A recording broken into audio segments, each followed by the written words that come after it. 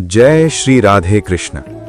मेरे प्यारे मित्रों, इस पावन क्षण में जब समय की धारा शांत होकर मानो हमारे भीतर उतरने को तत्पर है, आइए हम सब अपने मन को स्थिर करें, अपनी सांसों को धीमा करें और उस अनंत सर्वव्यापी करुणामय सत्ता को स्मरण करें जो इस समस्त सृष्टि की आधारशिला है।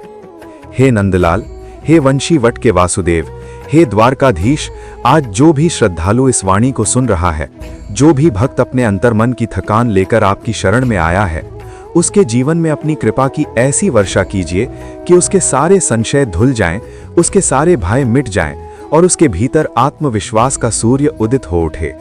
प्रभु, उसके हृदय में ऐसी ज्योति प्रज्वलित कर दीजिए कि वो अंधकार में भी प्रकाश देख सके, विपत्ति में भी अवसर देख सके और अकेलेपन में भी आपका सानिध्य अनुभव कर सके। मित्रों, जीवन की इस आपाधापी में हम बहुत कुछ सुनते हैं, बहुत कुछ कहते हैं, बहुत कुछ देखते हैं, पर क्या कभी हम स्वयं को सुन पाते हैं? क्या कभी हमने उस मौन को सुना है जो शब्दों के बीच छिपा होता है? क्या हमने कभी उस धड़कन को पहचाना है जो केवल रक्त का प्रवाह नहीं बल्कि आत्मा की पुकार है? हम इस संसार की भीड़ में इतने अधिक उलझ चुके हैं कि हमें लगता है कि अकेले होना एक दंड है, एक अभिशाप है, परंतु सत्य यह है कि अकेलापन दंड नहीं, वरदान है। वो अवसर है जहां मनुष्य स्वयं से मिल सकता है। सोचिए, जब आप चारों ओर से घिरे होते हैं, लोगों से, अपेक्षाओं से, जिम्मेदारियों से, सूचनाओं से, तो आपके भीतर कितनी आवाजें उठती हैं। कोई कहता है तुम्हें ये बनना चाहिए, कोई कहता है तुम्हें ये पाना चाहिए, कोई कहता है तुम्हें ऐसा दिखना चाहिए, और धीरे धीरे इन सब आवाजों के शोर में आपकी अपनी आवाज दब जाती है।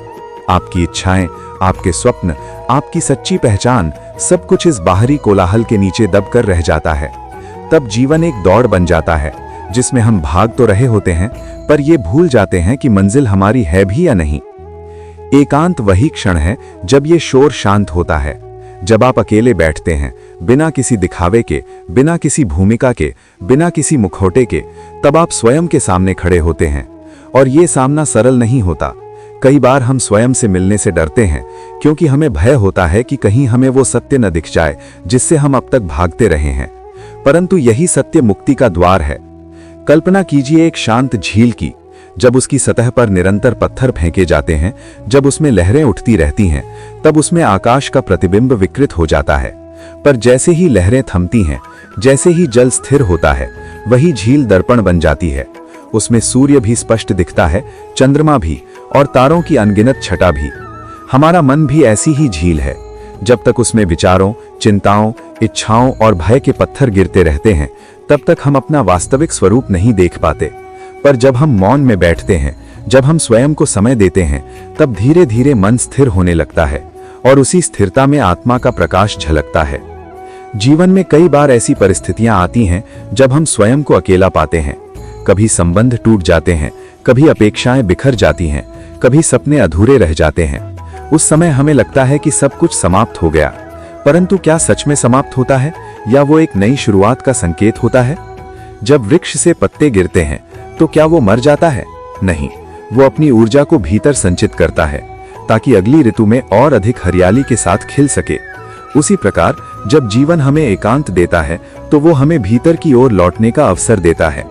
हम अक्सर दूसरों पर निर्भर होकर जीते हैं। हमें लगता है कि हमारी प्रसन्नता किसी और के हाथों में है। यदि कोई हमें सराहे तो हम प्रसन्न, यदि कोई हमें अनदेखा करे तो हम दुखी, यदि कोई हमारे साथ हो तो हम मजबूत, यदि कोई साथ छोड़ दे तो हम टूट जाते हैं। परंतु क्या ये उचित है कि हम अपनी भावनाओं की चाबी किसी और को सौंप दें? जब हम ऐसा करते हैं तब हम अपने ही जीवन के स्वामी नहीं रह जाते, हम परिस्थितियों के गुलाम बन जाते हैं। आत्मनिर्भरता केवल आर्थिक या शारीरिक स्वतंत्रता नहीं है, ये मानसिक और भावनात्मक स्वतंत्रता है। ये वो अवस्था है जहां व्यक्ति अपने निर्णय स्वयं लेता है, अपने कर्मों की जिम्मेदारी स्वयं उठाता है और अपनी गलतियों से सीखकर आगे बढ़ता है। जब हम स्वयं के प्रति उत्तरदायी बनते हैं, तब हमारे भीतर एक नई शक्ति जन्म लेती है। तब हमें किसी बाहरी सहारे की आवश्यकता नहीं रहती, क्योंकि हम जान लेते हैं कि हमारी जड़ें भीतर हैं, गहरी और मजबूत। जीवन एक समुद्र है और हम सब अपनी अपनी नौकाओं में यात्रा कर रहे हैं।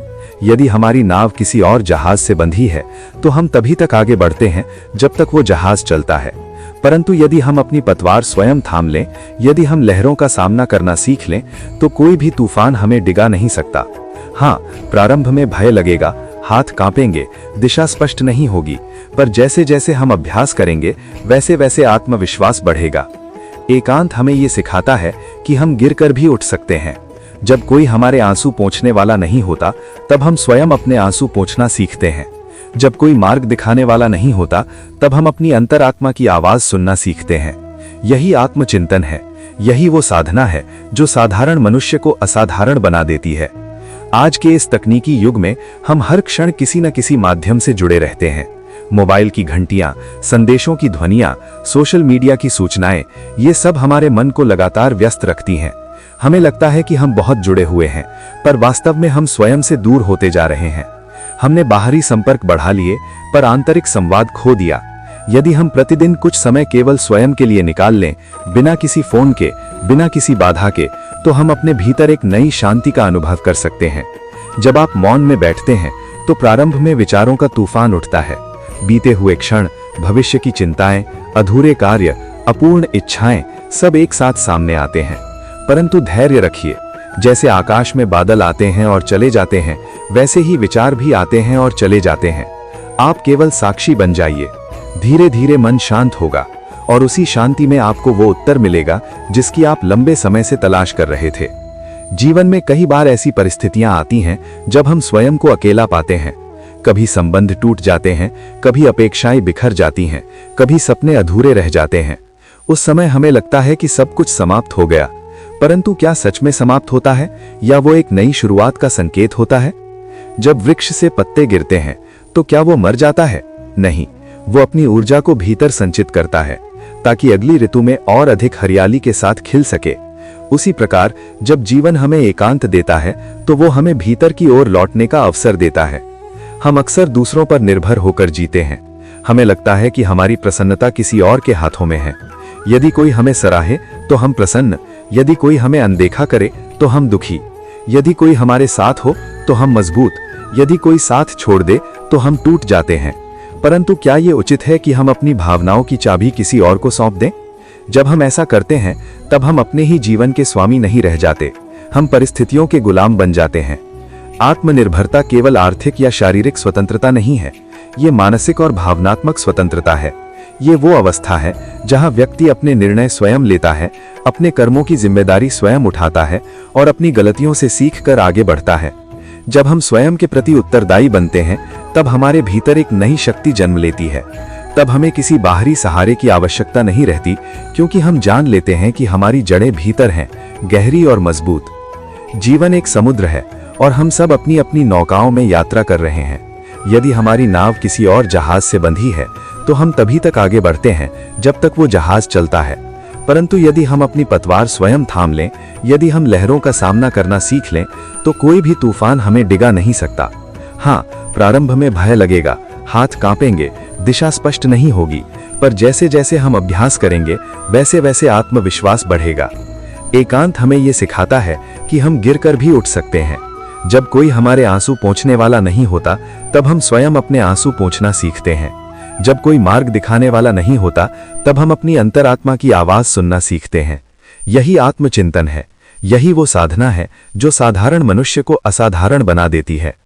आज के इस तकनीकी युग में हम हर क्षण किसी न किसी माध्यम से जुड़े रहते हैं। मोबाइल की घंटियां, संदेशों की ध्वनियां, सोशल मीडिया की सूचनाएं, ये सब हमारे मन को लगातार व्यस्त रखती हैं। हमें लगता है कि हम बहुत जुड़े हुए हैं, पर वास्तव में हम स्वयं से दूर होते जा रहे हैं।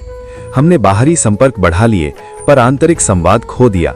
यदि हम प्रतिदिन कुछ समय केवल स्वयं के लिए निकाल लें, बिना किसी फोन के, बिना किसी बाधा के, तो हम अपने भीतर एक नई शांति का अनुभव कर सकते हैं। जब आप मौन में बैठते हैं, तो प्रारंभ में विचारों का तूफान उठता है। बीते हुए क्षण, भविष्य की चिंताएं, अधूरे कार्य, अपूर्ण इच्छाएं सब एक साथ सामने आते हैं। परंतु धैर्य रखिए। जैसे आकाश में बादल आते हैं और चले जाते हैं, वैसे ही विचार भी आते हैं और चले जाते हैं। आप केवल साक्षी बन जाइए। धीरे धीरे मन शांत होगा और उसी शांति में आपको वो उत्तर मिलेगा जिसकी आप लंबे समय से तलाश कर रहे थे। जीवन में कई बार ऐसी परिस्थितियां आती हैं जब हम स्वयं को अकेला पाते हैं। कभी संबंध टूट जाते हैं, कभी अपेक्षाएं बिखर जाती हैं, कभी सपने अधूरे रह जाते हैं। उस समय हमें लगता है कि सब कुछ समाप्त हो गया, परंतु क्या सच में समाप्त होता है या वो एक नई शुरुआत का संकेत होता है? जब वृक्ष से पत्ते गिरते हैं तो क्या वो मर जाता है? नहीं, वो अपनी ऊर्जा को भीतर संचित करता है ताकि अगली ऋतु में और अधिक हरियाली के साथ खिल सके।